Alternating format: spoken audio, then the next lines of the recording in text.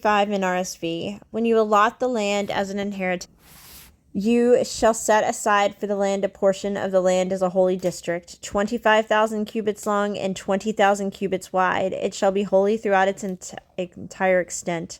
Of this, a square plot of 500 by 500 cubits shall be for the sanctuary, with 50 cubits for an open space around it. In the holy district you shall measure off a section 25,000 cubits long and 10,000 wide, in which shall be the sanctuary, the most holy place.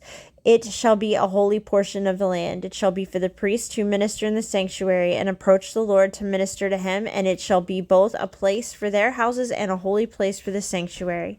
Another section, 25,000 cubits long and 10,000 cubits wide, shall be for the Levites who minister at the temple, as their holding for cities to live in. Alongside the portion set apart as the holy district, you shall assign as a holding for the city an area 5,000 cubits wide and 25,000 cubits long. It shall belong to the whole house of Israel.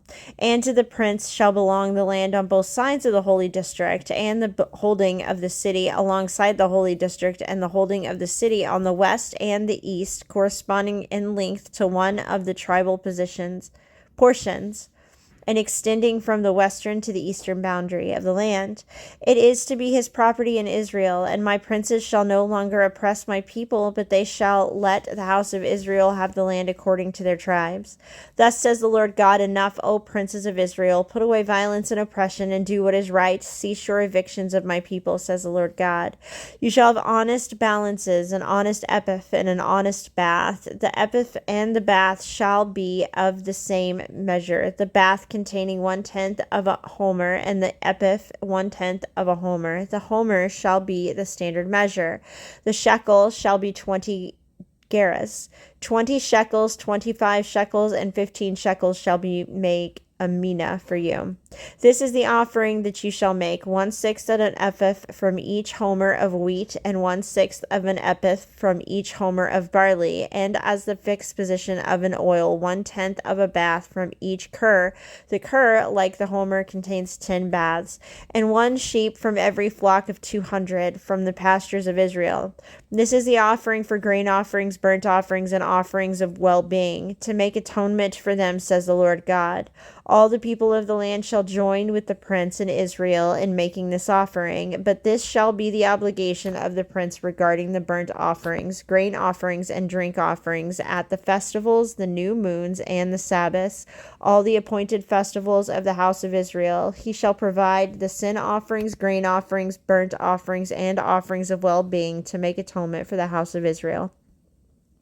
Thus says the Lord God, in the first month, on the first day of the month, you shall take a young bull without blemish and purify the sanctuary.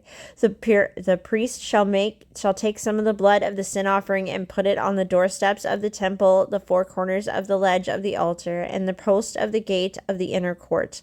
You shall do the same on the 7th day of the month for anyone who has sinned through error or ignorance, so you shall make atonement for the temple.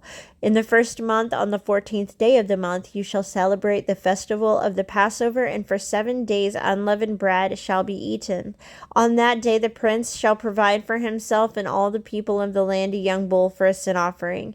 And during the 7 days of the festival he shall provide as a burnt offering to the land 7 young bulls and 7 rams without blemish on each of the 7 days, and a male goat daily for a sin offering. He shall provide as a grain offering an epiph for each bull, an epiph for each ram, and a bin of oil to each epiph.